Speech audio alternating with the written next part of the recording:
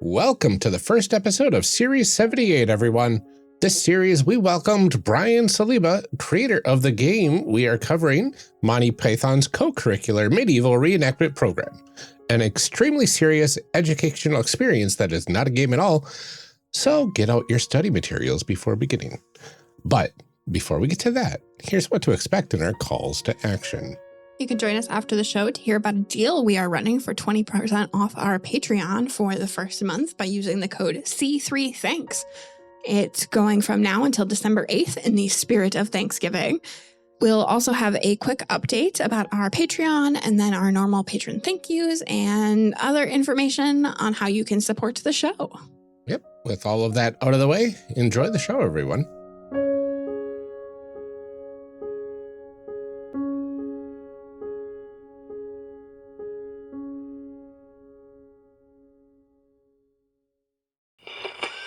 And now for something completely different.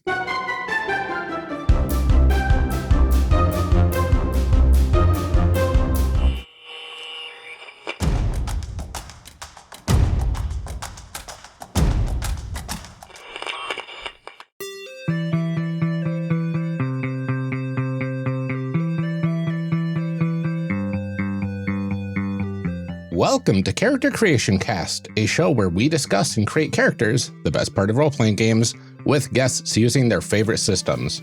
I'm one of your hosts, Ryan, and this episode, my co-host Amelia and I are excited to welcome Brian Saliba, creator of the game we are covering today, Monty Python's Cocurricular Medieval Reenactment program, the officially licensed role-playing game lovingly ripped off from the complete works of Monty Python. Right, welcome to Character Creation Cast. I'm excited to dig into this game. I think this is going to be a fun time. Well, thank you for having me, but we should be clear that this is not about fun, it's about education. This is not a role-playing game. This is a serious work of medieval historical reenactment. Yes. But thank you for having me. I'm so glad to learn. I'm very excited to learn. We are so excited to learn. Learning can be fun.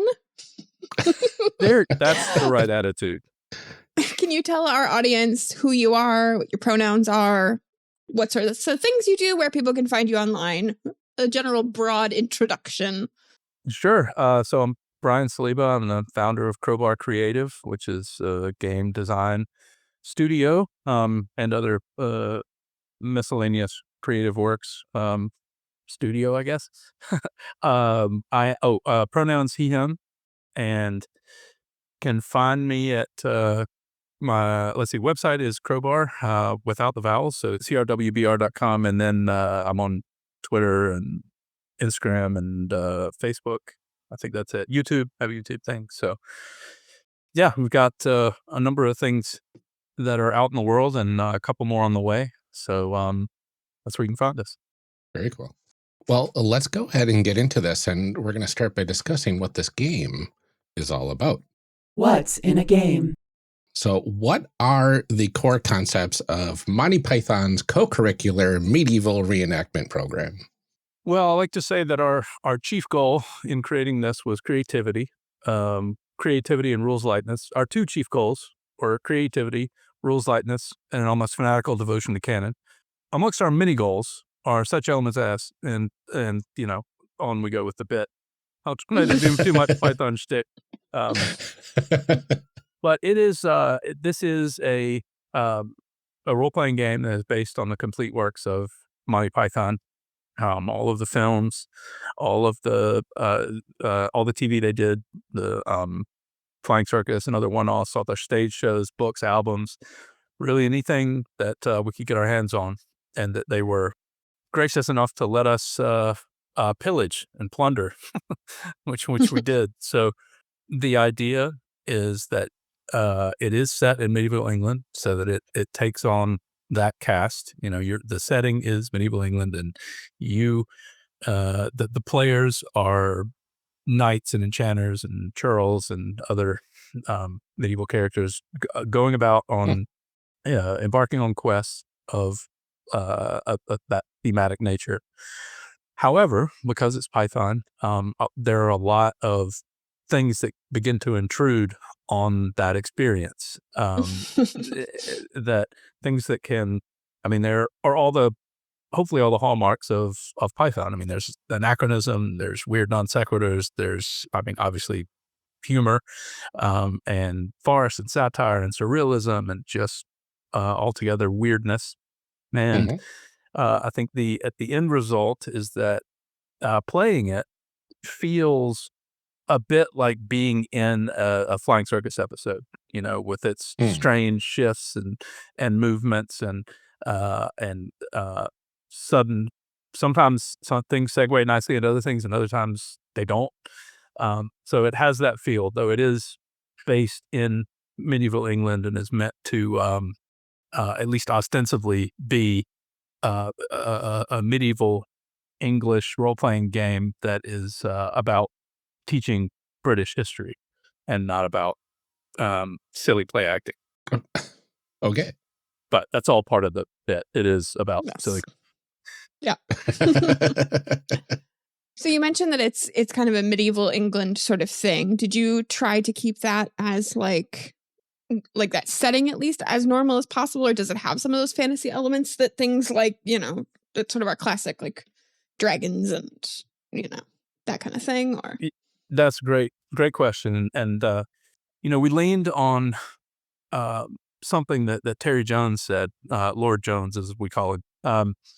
He said at one point that the humor of Python works best when the setting and the background is highly realistic. And, you look at Holy Grail, you look at Life of Brian. I mean, those look really good, those backgrounds. There are some people that say that's the most realistic medieval movie I've seen, aside from the silly things that happen. But the backdrop works better. And, if you think what it would have looked like if the knights in Holy Grail were parading around in front of kind of cardboard edifices and things looked really silly, the humor wouldn't play as well. It wouldn't come off as well. It's too many pieces on top of each other. I think like a lot of good comedy is sort of built on a foundation of reality. Yeah, exactly. And so that's what we tried to do here, is to render up the medieval world as kind of straight as possible, without without too much wackiness in there. And there is still a lot of that. I mean, be fair, but you can only do so much. You can only do so much when you're working with such silly building blocks. But that was our goal, was to create that kind of vivid, gritty, realistic backdrop, and then let things get weird from there. That makes sense. What sort of tools do we need to play this game then? Just book and dice. What kind of dice? Well, the dice. I have a great many. Yeah. Well, you probably have everything you need, except you may not have a D18. Interesting. I can't say that I do. We have a D4, D6, D8, D10, D12, all standard. But we also have D14, D16, D18, and then a D20. So every step of the way. Wow. Yeah, and there's the D30, which is used on special occasions. But those are the kind of standard dice that are used, and the ones that come with the game have a color coding that is we'll get into when we talk about character creation. But for me, one of the most frustrating things about playing with like the Xochi set of dice is it's really hard to tell the difference between the 16 and the 18, right? Or the 16 and the 14.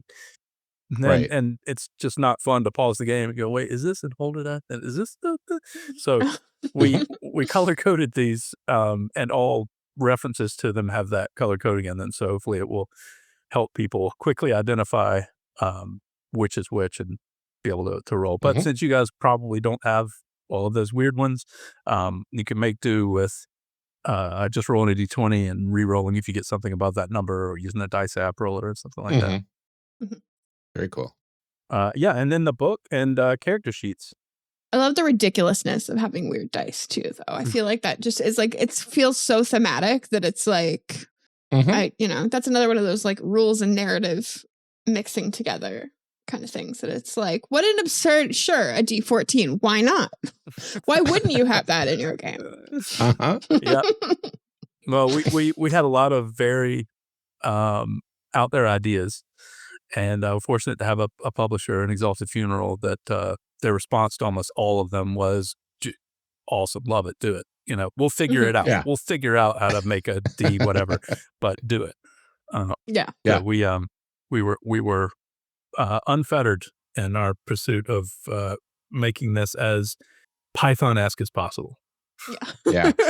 Honestly, I would say D&D is the one that has a problem having a huge gap between a D12 and a D20. And you're people right. don't talk about that, do they? That's No. the real problem with Dungeons and Dragons actually is. They have flown under the radar for so long. For too long, We're you've on gotten to away with it. So, I mean, I think maybe let's start for people that are not familiar with the full oeuvre of Monty Python's work. What kind of like stories and themes are you working with here? Yeah, I mean, one thing that we really wanted to do, and this is important to the licensor, the publisher, to us as the creators, we wanted to make sure that this could be, you didn't need to be well-versed, well-steeped in all things Python to be able to get it. We didn't want to have so much stuff in there that if you weren't super into Python and didn't have every Flying Circus episode memorized, you would just feel like the jokes are flying over your head and this game's not for me. So we tried hard to make sure that it was, if you were big into Python, there was going to be a lot of stuff you found interesting. If you don't know much about it, and a lot of people these days, kind of the only thing they know is Grail, right? Especially in our space, in the hobby space, everybody knows Grail, and a lot of people I've talked to, I've found that that's kind of the extent of it. Oh yeah, the King Arthur thing, right? And I say, yeah, but there's also. I will admit, I've seen Holy Grail, and I think I've seen Life of Brian. I think that's it. Yeah, and that's. I think that's kind of the baseline that we're working with for most people in this hobby. But we also wanted to make sure, on the other hand, that people who are hardcore Python fans but aren't big RPG players, that the barrier of entry is low for them as well. So we were trying to strike a kind of delicate balance that we had enough grit and role playing crunch that if you're an RPG fan, that it's going to be interesting, the system, and you're going to have some interesting decisions to make. And if you're just a big Python fan who says, "Oh, I don't know, I've never played those strange games," that it feels like it's accessible. So in terms of the kind of stories, the book comes with 10 pre-written quests, which are essentially adventure modules. We also have an 11th one we released free, which is a dungeon crawl, and that's out there in the world as a downloadable at exaltedfuneral.com. And these quests are based on Python-esque storylines in a lot of cases. But what was really important to us is that we weren't just presenting the same scenes and storylines as that people already know, like nobody wants to encounter the Black Knight in front of the bridge and reenact the scene that everybody knows about already. That's not like, ooh, neat, I get to do this, and now we're just parroting these lines. I think that's such a hard balance to strike with a lot of these like IP properties, is like finding that balance between, we want to get the people who love the original thing. Like I think about like the Power Rangers, the Fallout game, that like, it's like, we want people that love the original piece of media. We want people that love role-playing games, but maybe don't know that kind of media. We want you to be able to play and have it feel like the thing you love without you being like, well, I could have just watched Power Rangers. I could have just played Fallout. Yeah, exactly. It's a tough, it's a lot of like different moving pieces and stuff to balance. I'm always like intrigued by those IP kind of things because it's rough. Well, one thing that we had, it's a lot of pressure too from people who like those things. Yeah, well, we have, I mean, in Python, there are a lot of passionate fans, and I think that's, we hope more than anything that they feel like that we gave it a good go. I mean, I'm sure there are going to be things that people don't like, but we we sure did our best to get as much to hew to the canon as much as possible. And of course, everything was reviewed by the licensor, so Mhm. there were rules going in about what we could and couldn't do, and what they wanted to see. Unfortunately, everything. I remember very few times when they've had a content related change that they needed us to do. They were really Oh, generally yeah. really happy with what we'd done with all of the content. But when it comes to Python, one of the things that we had going for us is that we have so many different kinds of uh, elements to throw into this world. I mean, obviously we have medieval England, but with Life of Mhm. Brian, now we have. I mean, we got the ancient world, but we brought that into this world as well. Like there's the Lost Legion, or what we're calling the Wasp Legion, that is roaming around in northern Wales, and you'll recognize them from Life of Brian, right? And actually, Mhm. Brianism is a religion in this game. Like that, Oh, amazing. the Life of Brian stuff happened in this universe back in the at the turn of the millennium, and that religion survived, and there are Brianists running around, and the People's Front of Oh, Judea that's is so good. here, and so they've spread out as well. So we're able to bring that stuff in, and then there's obviously just endless things from the flying circus stuff, and even the German TV show they did where they had the whole Prince Charming sketch that was perfect to Mm. drop in, and so Wow. there's a lot that we could do that would make it feel like a world full of all things Python, as opposed to just England 932 AD from Grail, Mhm. you Mhm. know? Yeah. It doesn't just feel like that with the every single element that you're used to seeing from that show, like, or from that movie. All that stuff is in there, but there's also all these other things from the books and the albums and the other movies and stuff. Amazing. What was it like creating a game that has humor at its core concept instead of just a game that you play and throw humor in at your table? Yeah. Uh, one thing that we set out to do is we didn't want to make a humor RPG, right? Like that wasn't the goal. What we wanted to make was a Python RPG, right? Mhm. Mhm. And those things sound similar, but I don't think they're synonymous necessarily. Like, to me, Python is not just humor. There are a lot of things that go into the experience of Python, and some of those things I mentioned. There's surrealism, there's anachronism, and there's farce and satire, and there's really Mhm. witty, punny humor and references, and all of those things go into the melting pot that ultimately makes it feel Python when you watch something. And Mhm. that was the goal, was to have those elements exist, and um, as opposed to trying to make a humor RPG. I mean, I've just, in my experience, putting humor at the center of a role playing game experience is a tricky thing to do, and Mhm. it Mhm. just it fails as often as it works, if not more, because Well, it puts a lot yeah. of pressure on people around the table to be funny. It makes people think like, "Oh gosh, this is a funny RPG. I better, let me be funny, let me be wacky." And um, or if somebody doesn't isn't comfortable feeling that, being funny and being the jester, then they feel like, well, I don't have a place here. So our what we and one of the piece of advice that we give in the book on multiple occasions is game really works best when the players have their characters take things very seriously, right? Mm. Um, Mhm. like, if and I've had sessions where the players were out there just being as wacky as they could possibly be and trying to be as funny as possible, and that's fine if that's what everybody wants to do. But if you have a table, maybe because people don't know each other that well, or if people just don't have that side of their personality where they just enjoy being Mhm. a jester, then it doesn't work as well. But if everyone plays it straight, pretends to take things very seriously, and then the weird things begin happening, Mhm. it works a lot better. and it lets people.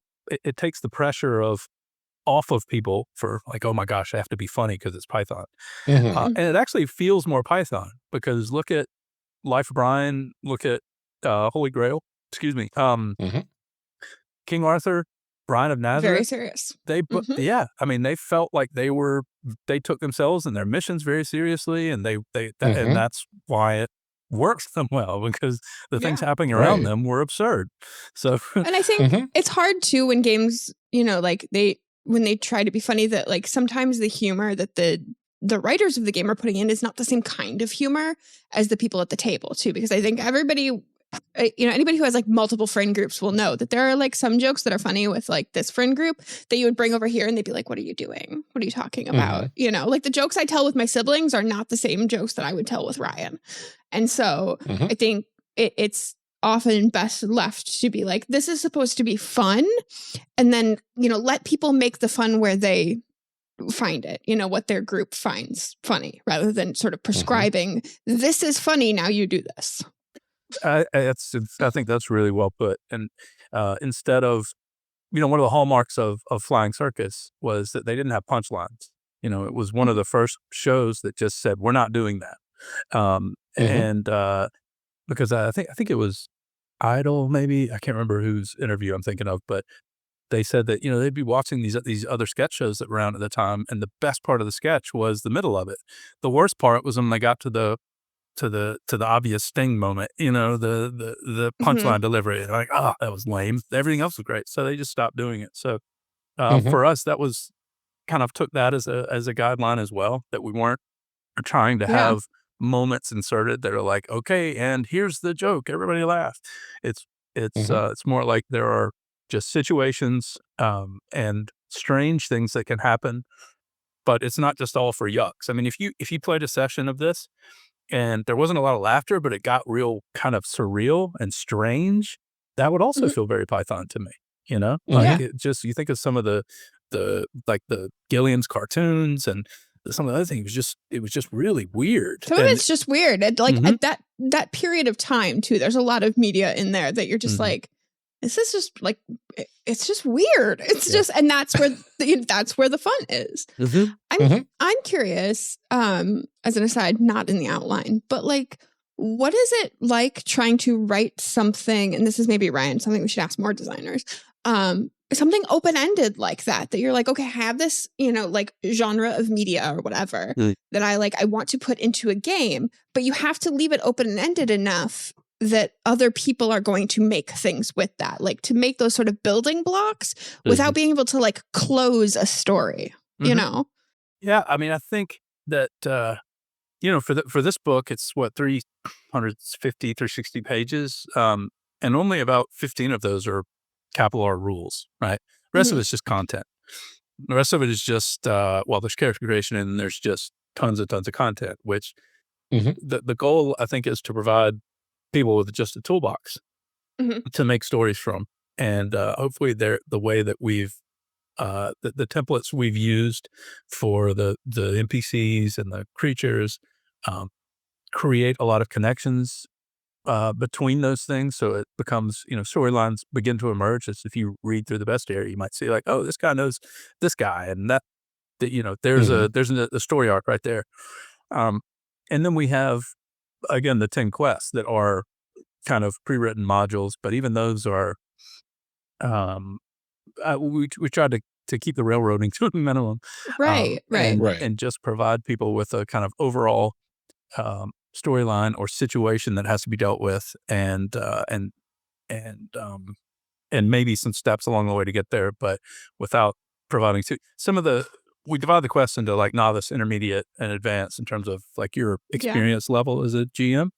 Um, Mhm. and so some of the novice ones have a little bit more kind of railroading just to make it easier, and the advanced ones are more open-ended and allow Yeah, for a that lot makes more sense. riffing. But I think we really wanted to um, have the experience at the table be about creativity, people being Mhm. creative, Mhm. and um, encouraging people to kind of, if the DM asks you, what are you going to do? people aren't just staring at their character sheet, Right. that first they're picturing the scene and then saying what they want to do. And then if dice come into it, fine. That's something that I keep saying GM, but it's the head of light entertainment will tell you. But we, that was something, especially my brother who co-wrote this with me, really wanted to encourage. He gets really bored in games where people are very mechanically focused and looking to min max and like find the right thing to do on their character sheet. And I think I hope that there's enough crunch in the way the game works that people who enjoy playing that way will still have a lot to dig into. Like there is a fair amount of that in there. In fact, one of the things a lot of people have said when they see the game for the first time is like, "Oh, this is actually like a real game." They kind of expected it to be a gimmick, or just kind of a big silly thing. And when they realize that the mechanical depth to it, I'm not going to say it's travel or anything, but that it's and that's okay. Yeah, but it also has a bit more, I think, mechanical grist for the mill than a lot of people expected when they heard that there was a Monty Python role-playing game. They just thought it would be, the roll a dice and chop up the Black Knight. Yeah, do you feel like there's a certain amount of like letting go that you have to do when you write something like this, that like you have to kind of just like, you start writing an adventure or something like that you have to be like, well, this is how I would want it to end. But like, yeah, absolutely. At least for the way that I like to run games and the way I like to make games. Yeah. The letting go is the easy part. The hard part for me is reminding myself that I need to provide enough there for people who would like a little bit more guidance and rails. Yeah, I suppose that's the other side of the balance is and I think that's, I don't know, that would be a tough balance for me to strike if I were writing a game too. And a thing that I see a lot in the number of games that I read, that is just like it's a very thin line between I've given you enough pieces to make something and I've given you too much, and where do I even start? Because there is nothing, like some of those real light, like really heavy narrative games, you're like, I don't even know where to begin. And I think what we wanted to avoid too was creating a kind of game where the person running it has to have like a crib sheet, Yes. Like we wanted the book to actually be util at the table, like that utility was important, that you have the book open and you know where things are, and that's kind of all you need. It's even with the quests. The quests, there are 10 of them. They average 4 or 5 pages each. So there's a lot.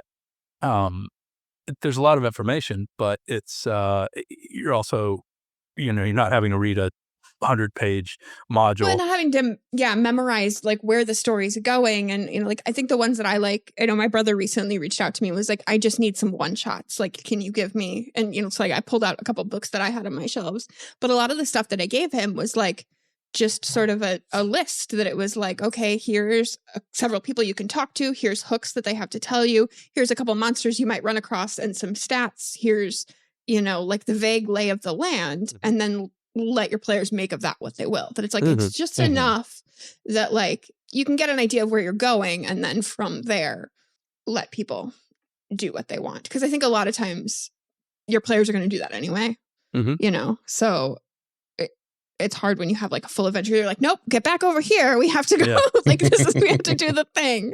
And especially when you're talking about something that has like such high levels of absurdity, the way that Monty Python stuff does, that like it's so easy for something to just kind of go off the rails. Yeah. And because like that's what it's meant to do. Off the rails is a good thing.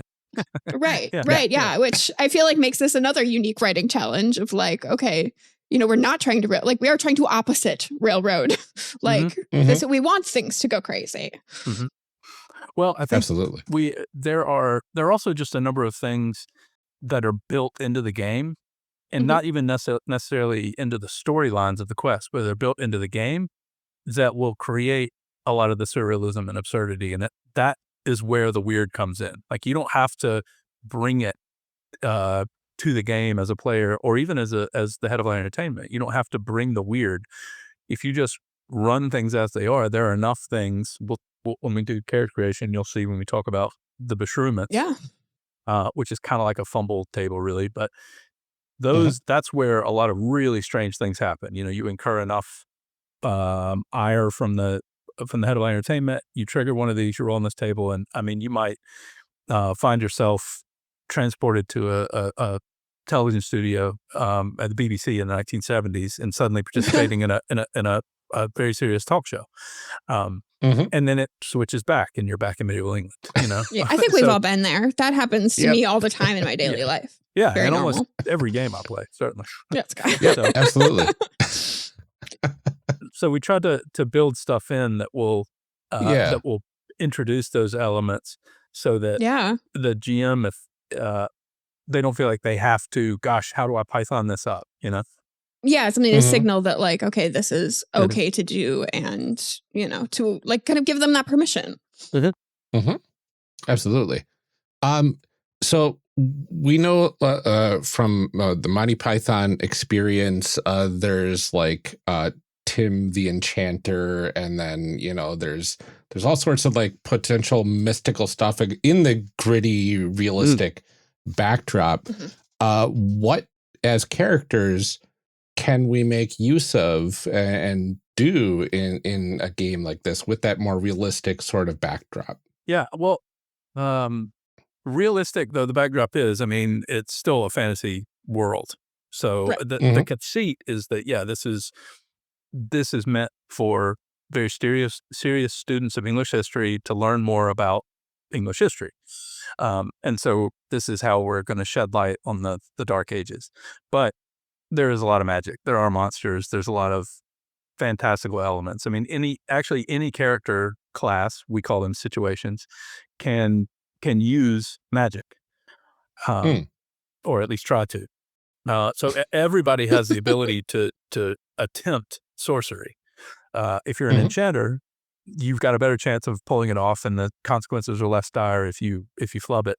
But there's plenty of magic and fantasy elements in there, and that aligns too with the source material. I mean, the Holy Grail. There's plenty of magic. I mean, there's also weird things that might have been seen as magic, like the Holy Angrate of Antioch. I mean, it's not magic, but they would have thought it was.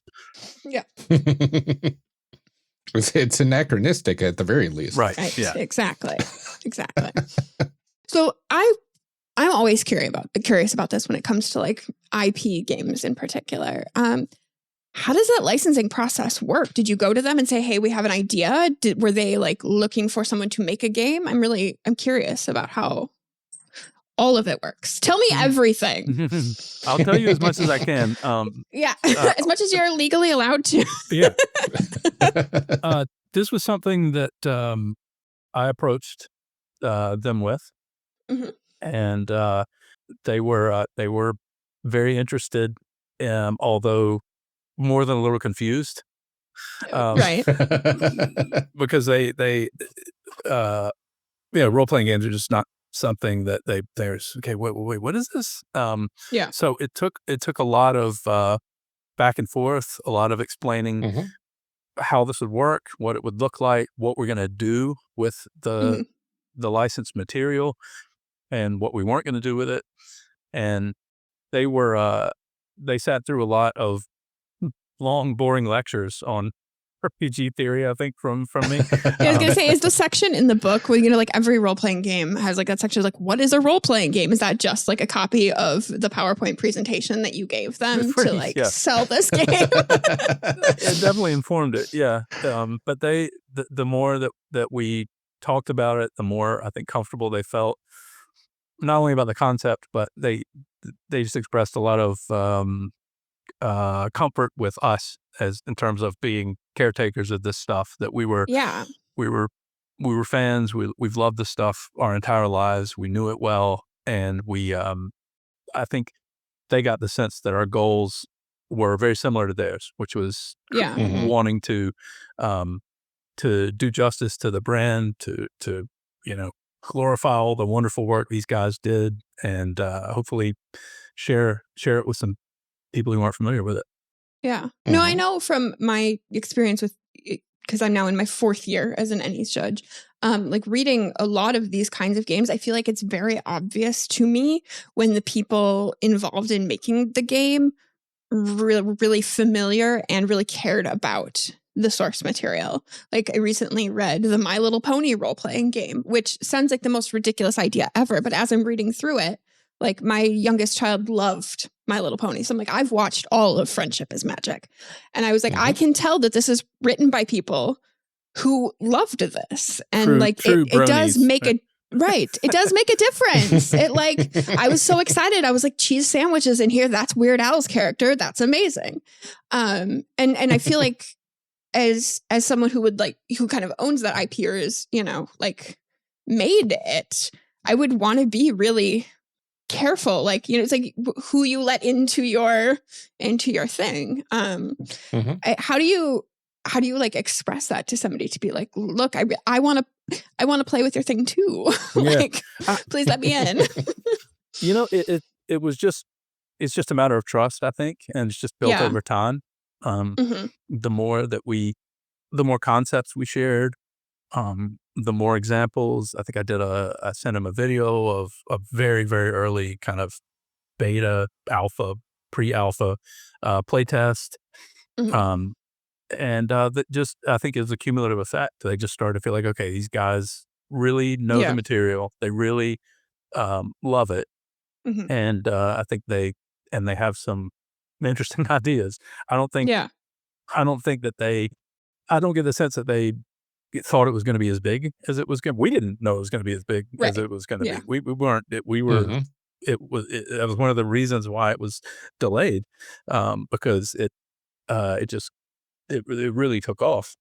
And I think that was the main thing, though, is just we spent enough time with them talking and going over our ideas that they started to feel like, you know what, they got it. Which, I mean, for just guy from Southeast Alabama, of all places, right, to be doing this, it's not like I'm a dyed-in-the-wool Brit who grew up watching this stuff. It says a lot for them that they were willing to take a chance on me, on Exalted Funeral, which, established publisher, but also in the indie space. This isn't their usual type of game either. Yeah, exactly. Not what Exalted Funeral is known for. Well, yeah, I mean, it's exactly. It's not necessarily the kind of edgy, OSR. Yeah, you're not kind doing of stuff that Monty Python think. Borg. Yeah. Right. Although there's an idea. I greatly await that supplement. And so they said yes. They said okay. And as we proceeded and began going through the approvals process, it was just really smooth. They liked, seemed really enthusiastic about everything we were showing them and the ideas we had, and some of those review sessions, there was just a lot of laughter. And so they've been really great to work with, and I just hope that all of the fans out there, people are passionate about Python, that they feel those that get this have a good sense for that too. It really feels like that initial meeting is a perfect setup for a Monty Python sketch. You're right. Yeah, right. Yeah. Did you have a moment of panic when they said yes? Because I feel like there's always when you go into something big like that, there's a part of you that's like, I'm just going to tell myself it's, probably not, we'll see what happens. And then somebody says yes and you're like, oh, now I have to do it. I did. Especially because this is something that I'd been chasing for like a year and a half. Those conversations were happening over a year and a half, and it was a roller coaster. There were times where it felt like, okay, this is going to happen, and then times where it felt like suddenly we'd hit a wall. And it actually got to the point where I thought, you know what, I don't know how much longer I could wait on this. I'll still pursue it, but I'm gonna this other opportunity had come up, and I said, well, I'm going to proceed with that. That was the Dr. Gourdboards, which is a project that we did with Weta Workshop. So was very good. Oh, thank you. I have that. So, I have that book on my shelf. so something about me and British satire. I don't know. I can't get away from it, apparently. Yeah. That was a very fun one, Ryan. We'll have to look at maybe that sometime too. Oh, fantastic. But we had just signed that deal and we're wading into the development of that when suddenly Python happened. It became real. Yeah. And so faced with a bit of a dilemma, like, do I say no to Python or at least say, well, let's wait a while? Or do I just say yes and create both of these simultaneously? And the answer was the latter. And it was a rough couple of years. I'll never do that again. Like create two games simultaneously like that. It was not right. No, and two big games. They're not, like we're not talking little zine games or, Right. Yeah. Those are. But that was the main part of where the panic came from. Is just, oh man, I can't believe the timing of this. We just signed the Dr. G, and now this is ready to go. And so, but just brought on some really good collaborators and dug in and got it done. I don't remember the last 2 years very well, but I'm told it was like living with a mad scientist. There wasn't a lot of sleep. There was a lot of walking around bleary-eyed, mumbling about fumble charts, but got them both done. One of those, wouldn't do it again, don't know how I did it, but I'm glad I did. Yeah. Right. Yeah.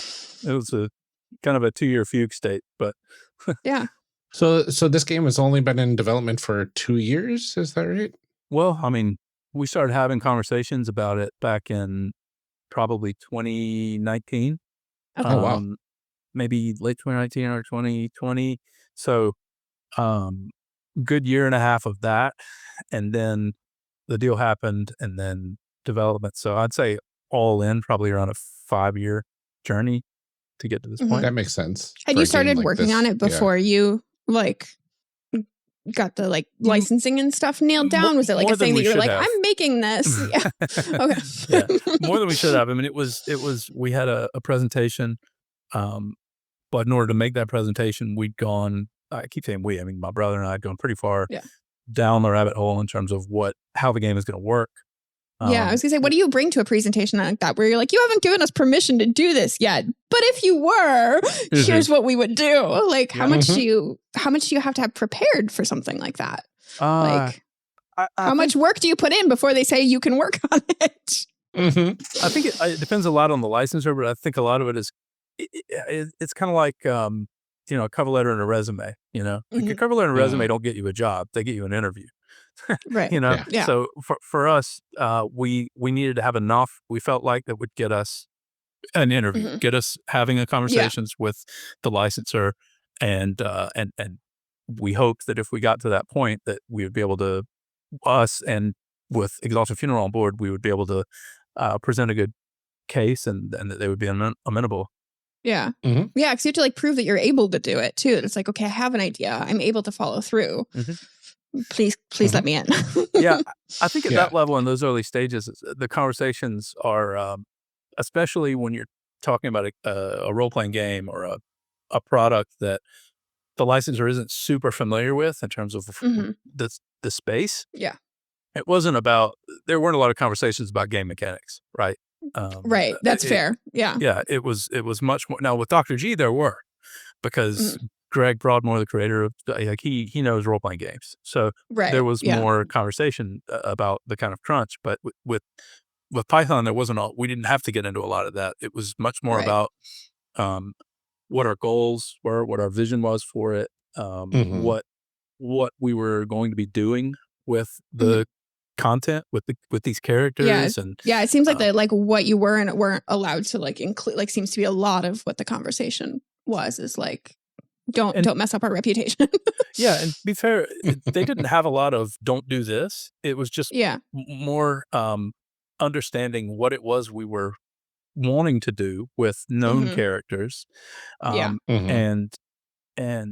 once we presented that and just explained that this is a way for people to interact with these characters and all of this content in kind of a new way. And it is iterative, like this isn't passive media where somebody sits back and watches a thing. We're not writing stories and we're not writing Python lore. What we're doing is, for the most part, creating a toolbox where people can tell their own stories. And I think that can be a little tough, kind of your point, Amelia, for the licensor, because they have to be able to let go a little bit, right? Yeah. They can't control how a role-playing game is going to be played at a table. You're right. And they, to their credit, they're willing to do that. They're willing to say that it's okay to let people kind of craft their own stories in Python land.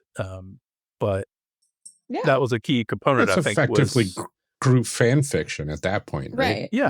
Well, I mean, and I think there is some level of like, people are kind of already doing that, especially you see like, like YouTube and TikTok and, so it's like people are starting to like, or have been kind of making parodies of Python works for a long time. It's just, you're saying like, here's some tools to do it. And, like a particular way in which to do that. It's certainly not something where it was like, no one's allowed to do anything with Python ever, and you're certainly not saying like, hey, we're going to give this toolbox to people so they can make content and sell it, like, so there's, I think, at least for me, that would make it a little bit easier to let go of some of that kind of stuff. Exactly. I think some of their concerns early on, and I would have had the same concerns were in their shoes, were that we were going to be creating something whereby people can sit around and be Arthur and be the Black Knight and do those lines and do those scenes. And they just said, well, that doesn't feel right. That was Graham and John. That was and so when they realized that that's not what we were interested in creating. And that we didn't think actually there'd be much of an audience for that anyway. No. They kind of quickly embraced the idea, I think, and we got excited about it. Yeah. Absolutely. Call to action. Yeah, like that. I think it's important to point out here that we do normally cover games, and this month we did not cover a game. We covered a very serious educational material for people to learn. Well, we here at C3 pride ourselves on being a very educational podcast that goes over not only the ins and outs of various role-playing games, but also the ins and outs of how to be a better player and how to enjoy yourselves with your friends. And honestly, what better way to enjoy yourself with your friends than playing something or reenacting the plights of those in the medieval period. Well, exactly. And it's important, I think we can all learn a lot from role-playing games, even if they are like a little bit game. The exchange rates on things like from golds to plague-ridden bodies, it's, I mean, there's a lot for people to know here, and our children deserve the best education that they can get. And I think it's awesome that someone is finally taking it seriously. Exactly. Kids have been getting into these Dungeons and Dragons for ages, and who is thinking of the children and their education? Who is? And who's thinking of the D14s and the D16s and the D18s? The oft-forgotten D18. Oft-forgotten. How sad and how joyous that there is now a game We're losing our culture.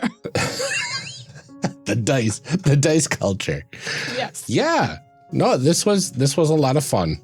I am thoroughly stoked for this entire series because I can't wait for people to hear all this, because we haven't even started really like getting into the character creation here yet. Into like the fun of this. I mean, well, there's lots of great discussion throughout about the design process and designing for an IP and all of that kind of stuff, which was so much fun too. Just the gameplay, the educational materials involved in this are fantastic. I'm so excited. I'm so excited for people to hear this. It's going to be a fantastic series. Next week, we get into the starts of character creation, as well as a little bit more discussion. So stay tuned for that. But before we let you go for the day, we do have some calls to action. First up, we are in the middle of the holiday season here in the U.S. now, officially. officially. Technically, just the holiday season is that like October, November, and December at the end of every month or something. I don't think most people count Halloween. Some people do. They start like crime against humanity up already. Anyway, it's Ryan has declared we are in the middle of the holiday season now officially. Here on December 2nd. We're not at the start. We're not at the end. So we must be in the middle. Okay, right. Well, sure. I guess. In the spirit of whatever season it is, we wanted to say that we are incredibly thankful to all of you, our listeners. Without your support and enthusiasm for the show, we wouldn't have made it to our almost 7 years. You always say almost 7 years, like the moment it hit 6.5, you're like, that's basically 7. 6.5 years with no plans on stopping anytime soon. We love how our community is so inclusive and helpful to one another. In order to help that community grow even more, we have added a promotional code to our Patreon for first-time patrons for 20% off the first month using the promo code C3Thanks. I was sad that you can't do it on annual memberships, but I forgot that we can't have annual memberships until we're making like, what, 200 a month or something like that? Once we hit 200 a month, we can offer annual memberships, and we can apply promo codes to annual memberships. Yes. I'd love to be able to do that because that's definitely like a way better deal. But anyway, so if you wanted to help us get to use this deal to help us get you better deals is what I'm getting at. Anyway, you can use the promo code C3Thanks for 20% off the first month for new patrons. I'm sorry that it's only for new people. If you head to our Patreon at patreon.com/charactercreationcast, you'll be able to pick which tier to sign up for at a discount. That means you can get our custom C3 dice and a personalized thank you card for only $4, or 19 different exclusive stickers that were designed by me, Amelia, as well as the dice and the thank you card for only $8. This is on top of everything else that the Patreon offers. Once things settle down for the holiday season, we'll be prepping more bonus episodes and other goodies. If you join now, you'll be just in time for a holiday surprise that we're planning for the patrons that we have addresses for. So if you are at all interested in getting any kind of physical anything, please make sure your address is in there for all of you not new patrons too. But there's plenty to be excited for. I also just went in and uploaded a bunch of past character sheets because I know that's the thing that we've wanted to be doing, but we're not good at organizing them. So I kept giving up because I couldn't find them. But now I know where they are. So I did just go in, and I think from like series 61 or 62 or something like that. 62, somewhere in the 60s. You make it sound like I did. Okay, whatever. Anyway, I put in a bunch of character sheets, and ideally would love that they should come out with like the 4th episode of most series now going forward. Yeah. So now that I have a process. There you go. Yeah. Yeah, there's lots out there. Please. So patreon.com/charactercreationcast. If you missed that part because it was in the middle of my rambling. Exactly. C3 thanks. C3 thanks. And just a reminder, we have new stickers that are going out to our campaign level backers and up. And we are at the start of a brand new series. And near the end of this series, we will have yet another sticker going out. Pretty excited about this one. Very relevant to this month's series. So I had fun making this one. It's really good. It's very silly. Yeah, we'll have a preview out probably after the character episodes come out, so you can have a chance to get a look at that first. But in addition to all of that, we're hoping to have something special as well, like we mentioned, for all the patrons that we have an address for. So please, if you want to support the show, please head over there. It is absolutely the best time to do so. We like to thank our current patrons on every episode. Your support helps us so much. You have no idea. I mean, you do because we tell you all the time, but honestly, emotionally as well. So let's go ahead and thank everybody right now. DJG, aka Tigranosaurus, Eric Bonts, and Daryl Holiday II. Thanks for making all of this possible. Shadim Cabal, the Shyest Barbarian, and Benjamin Sweeney, we are so happy to have you all here with us. Thank you. Rob Fletcher, Kevin Brown, and Tentacle Duck, thank you for your support. John Adamus, A3 Sketchpad, and Cole McCallum, thanks for believing in us. Thanks, Carlos Salazar, Eric S., and Ian Potmeyer. We're so glad to have you backing us. Liam G., Brian Colm, and Garden GM, thank you all so much. Tanglefoot, Blue Kryptonite, and Danny, thank you for your continued support. Nicole Trainer, Liam Murray, and Kenning, we can't thank you enough, but we will keep on trying. Brian Kurtz, Mark E. Fair, and Drew Owen, you're the best. Thank you. And thank you to all of our future patrons. Currently, our Patreon doesn't quite cover all of our operating costs every month between the podcast costs and the Patreon rewards and whatnot. So we really need your help to get us back to a sustainable level. If you are able to chip in even a little bit, or even just sign up for the free tier to get exclusive updates, that would mean the world to us. Our community is something very special, and the patrons have been a huge part of making that community a beautiful place. So check it out at patreon.com/charactercreationcast, and don't forget the C3 Thanks promo before December 8th. That's all we have for today's episode. You can join us next time when we start creating our characters with our guest. Until then, take care, stay safe, drink some water, be thankful for things or people that bring you joy, and keep making those amazing people. We'll see you next time.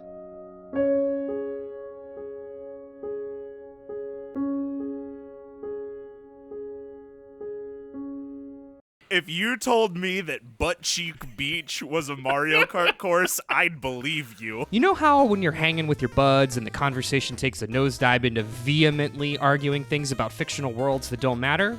Well, Debate This is a show that tries to recapture that magic. The first time we meet Wario, I'm pretty sure, is in the second Mario Game Boy game, and I think his whole shtick is like, he's stealing shit. That doesn't mean he's anti-union, Todd. It's like 2 parts barroom debate, 1 part show and tell, and 1 part horrific thought experiment. He is certainly not stealing from the rich and giving to the poor. If anything, Mario is a blue-collar worker, and he's stealing from Mario. Mario is a centrist, and we all know that. Mario is upholding the monarch estate of Mushroom Kingdom. You cannot tell me that Wario is not anti-fascist. Find us on Spotify, Apple Podcasts, or wherever else you download podcasts. Yeah, I'm gonna think about Wario being anti-fascist for a while. Go ahead, Todd.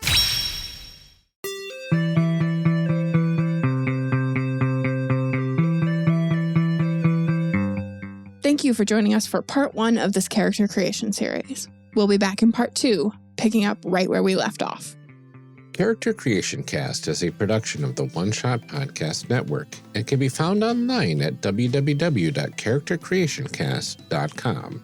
Head to the website to get more information on our hosts, this show, and even our press kit. Character Creation Cast can also be found on Twitter and Bluesky at CreationCast, or on our Discord server at discord.charactercreationcast.com. I'm one of your hosts, Ryan Bolter, and I can be found on Twitter and Bluesky at Lord Neptune or online at lordneptune.com. Our other host, Amelia Antrim, can be found on Twitter and Bluesky at Ginger Reckoning. Music for this episode is used with a Creative Commons license or with permission from the podcast they originated from. Further information can be found within the show notes. Our main theme music is Hero Remix by Steve Combs and is used with a Creative Commons license. This podcast is owned by us under Creative Commons. This episode was edited by Ryan Bolter. Further information for the game systems used and today's guests can also be found in the show notes. If you'd like to support our show, find us on Patreon. Get access to bonus episodes, exclusive merch, and much more at patreon.com/charactercreationcast. Thanks for joining us. And remember, we find that the best part of any role-playing game is character creation. So go out there and create some amazing people. We'll see you next time.